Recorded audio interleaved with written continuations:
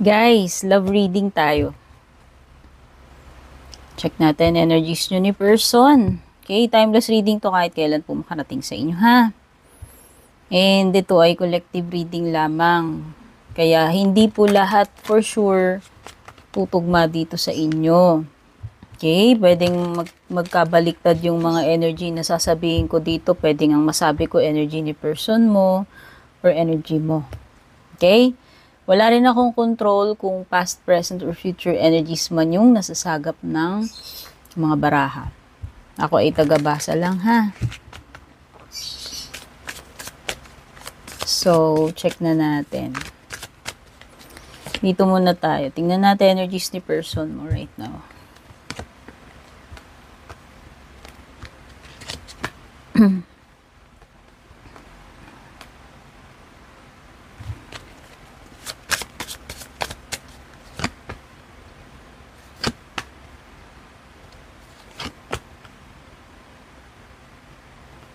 Okay, right now, dito sa side ni person mo, meron siyang, ito yung mga cards na nahugot ko.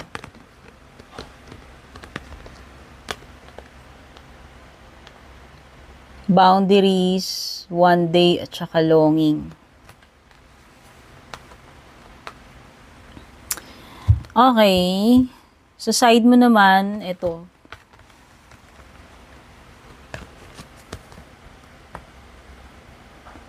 Shocking realizations and elusive.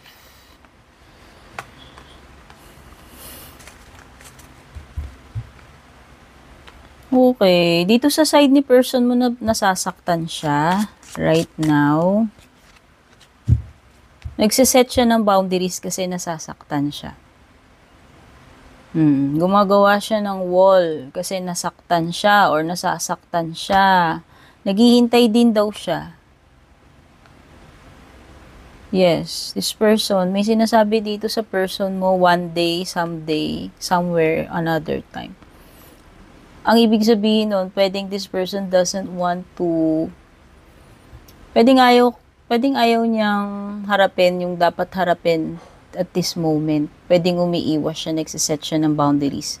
Why? Binanggit ko kanina na kasi pwedeng nasasaktan siya. Okay? Mahina yata ilaw ka. Dinagdagan ko. Sasaktan siya eh. Ano ba nangyari? Nag-away ba kayo? Nasaktan mo ba yung feelings niya? Pero sa side mo, dito daw sa side mo, pwedeng hindi ka nagiging honest sa kanya. Hindi ka nagiging prangka or diretso.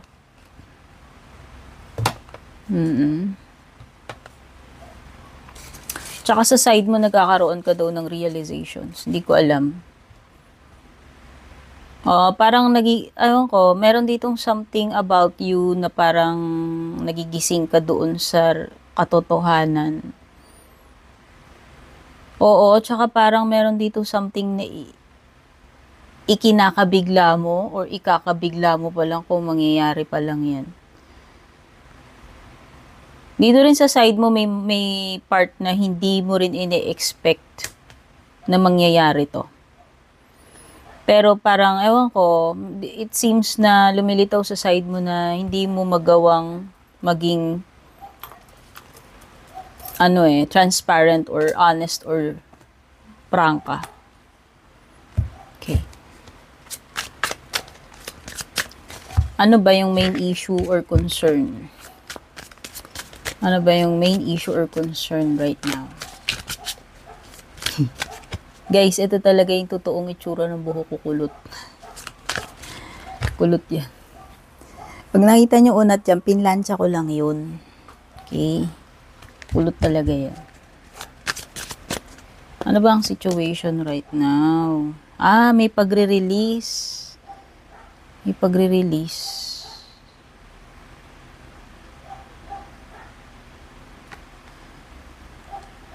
Both of you, parang may healing or releasing dito eh. Baka kailangan ninyo munang bigyan ng space ang isa't isa, or it could be an indication na baka dapat nyo nang palayain ng isa't isa.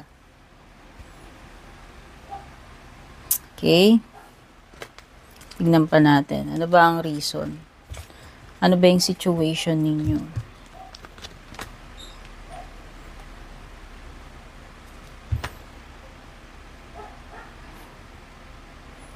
Okay, pwedeng hindi kayo nagpapakatotoo sa isa't isa, kaya lalong mas nagiging difficult yung situation. Pwedeng hindi ninyo directly, sinasabi sa isa't isa yung tunay na nararamdaman nyo. So, lalo tuloy nagiging complicated yung situation. Instead na magpakatotoo na lang kayo, magpakaprangka na lang kayo sa isa't isa. Pwedeng yun yung situation here.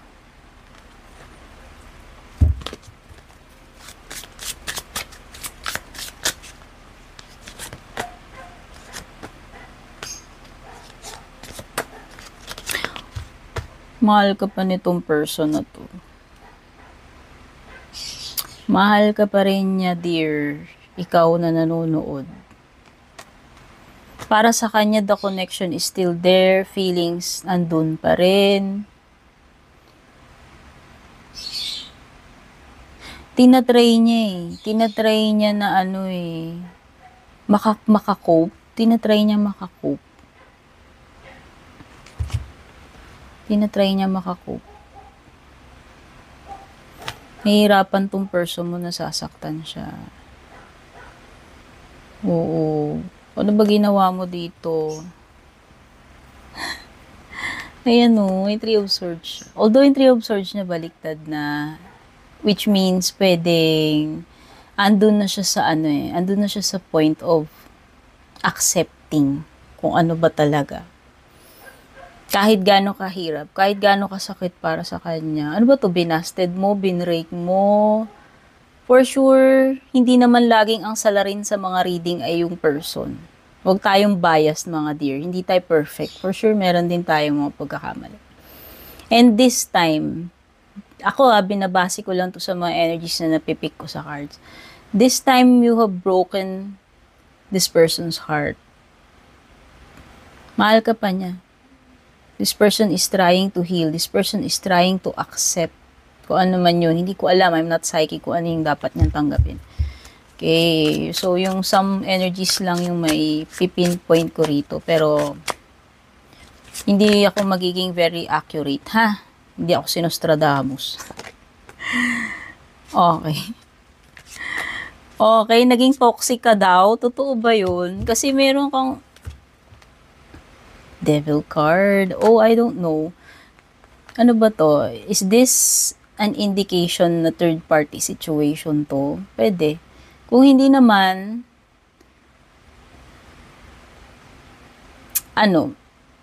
toxic.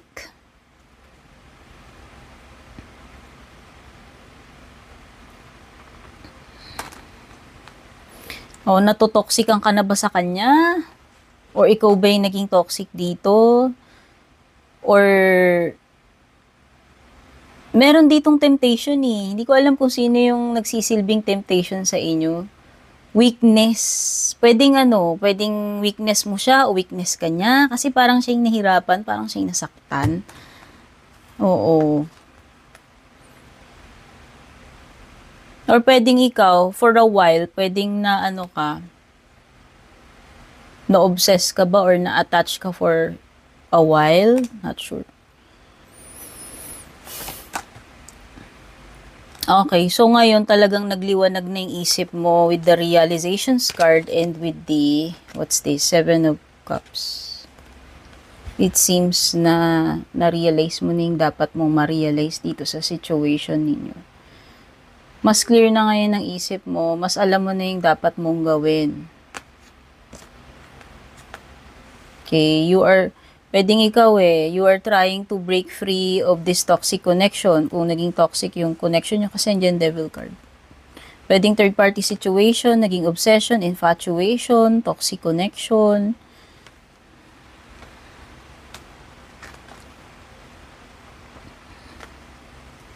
Pwedeng ina-avoid mo rin siya kasi elusive, hindi ko alam. Meron something dito sa energy mo na parang Okay, meron something dito sa energy mo na parang meron kang iniiwasan.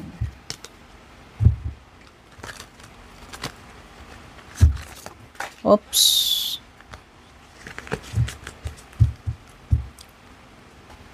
Sorry may mga nahulog na baraha kaya pinulot ko.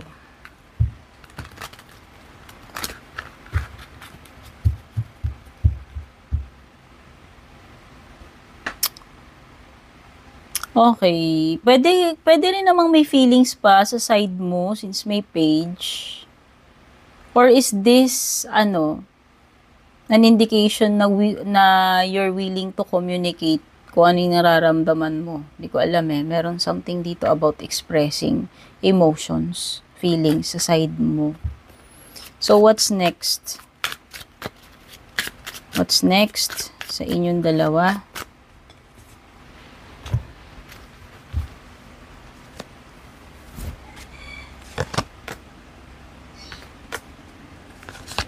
Okay, kayong dalawa, binibigyan, ewan ko, meron dito nagbibigay ng mixed signals. Oh, God, this person is messed up right now, itong person mo. Di ba sabi ko sa'yo, mahal ka niya? Messed up siya ngayon. Dear, haba ng hair mo. Because of you.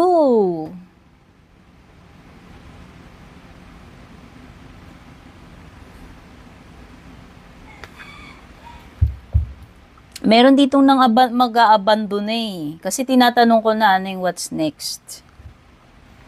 So, ang what's next is pwedeng meron dito sa inyo magpapadala ng mixed signals. Magulong energy to. Meron dito for sure magwo-walk away na. Mga abandon na manggo-ghost. Oo, bigla na lang magiging cold.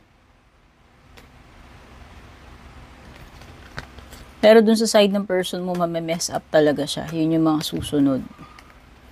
Sige, clarify natin ng Clarify natin ng tarot cards.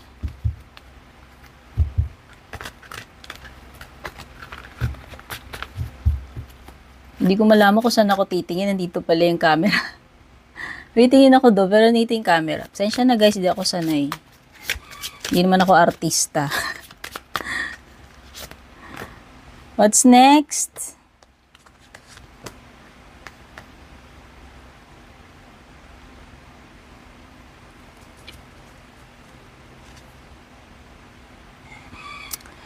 Okay. I think merong offer dito with the Ace of Cups. This is an offer of renewal. Kung sino man yung lalapit, magbe-make ng move para lang ayusin.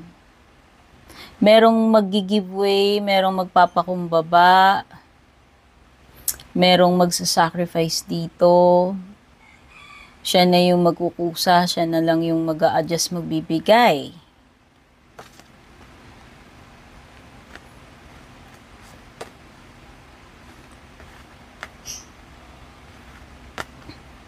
Meron din ako nakitang pagbabago. Hindi ko alam kung sino to. Baka yung person mo. Siya ba? Siya ba yung may need dito na magbago? I-redeem yung sarili niya. Bumawi. Basta meron ako nakikitang changes dito. Transformation yung magician And it's also, effort. Action. May pagtitake ng action. May offer, Hindi ko alam kung siya yan, kung sino man sa inyo yung lalapit. Ito yung mga next na yung tinatanong ko.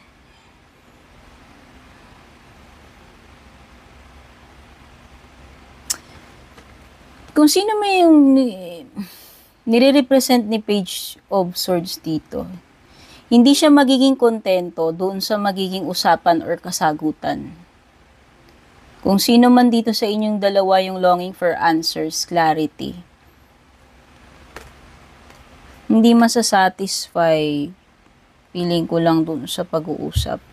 Nakikita ko magkakaroon ng pagre-reach out, magkakaroon ng offer, reconciliation, pag-aayos, pag-uusap, pagbabalikan, pagbabati. Sabi ko nga, meron ditong siya yung mag-giveaway, mag-a-adjust.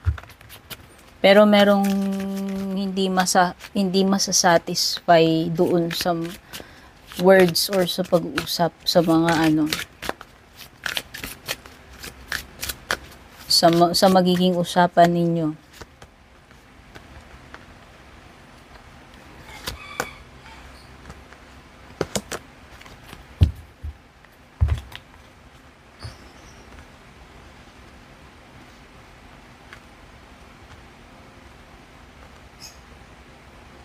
Meron talagang gusto ng pumiglas kung mawala rito. Ano ba to? Ikaw ba to? Para kasing sa side mo yung nakikita ko na gusto mo na talagang kumalas, makalaya dito. Oo, yan o. Pwedeng sa side mo hindi ka talaga interesado na eh. Pwedeng ang gusto mo na lang talaga matapos na mag-end na. Hindi ko alam. Pwedeng this is also a sign ng closure, if ever. Pwedeng ito ay end na or closure. Meron ditong something na makukumpleto na eh. Yun na lang talaga yung hinihintay.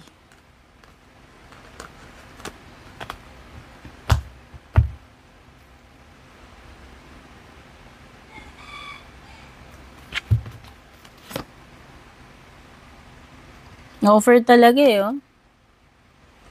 Offer, gusto makipag-ayos talaga, gusto talaga ng second chance, kung pagbibigyan. Meron talagang gusto makipagbati, ayan, meron ka pang temperance. So, hindi ko alam. It could be na pwedeng pagbibigyan ng chance or mag-a-ask uli ng another chance para ayusin. Ang temperance kasi is union eh. So, hindi ko lang alam kung sino sa inyo yung manghihingi ng second chance tapos kung pagbibigyan ba nung isa. Para lang ayusin, para lang magkabati. It could be a sign ng reconciliation kung pagbibigyan. It could be a sign ng pwedeng maayos yung problema kasi temperance card yan. Pwedeng magkakaroon ng renewal, ng healing. Okay, kasi ito may give and take dito. Pwedeng pagbibigyan or hihingi ng another chance.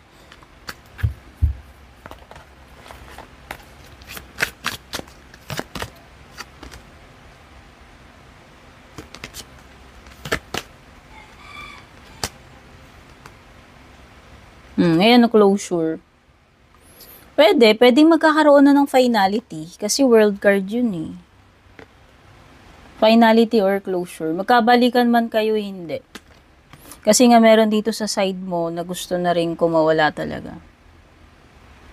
Pwedeng goodbye na rin talaga. Okay? So, yan yung mga nasagap kong energies. Hindi ko alam kung may naka-resonate sa inyo. Kung nag-resonate kayo, nagustuhan nyo, pa-leave na lang ng comment dyan, pa-like na lang din, pa-share. Don't forget to like, follow, subscribe kung bago po kayo dito.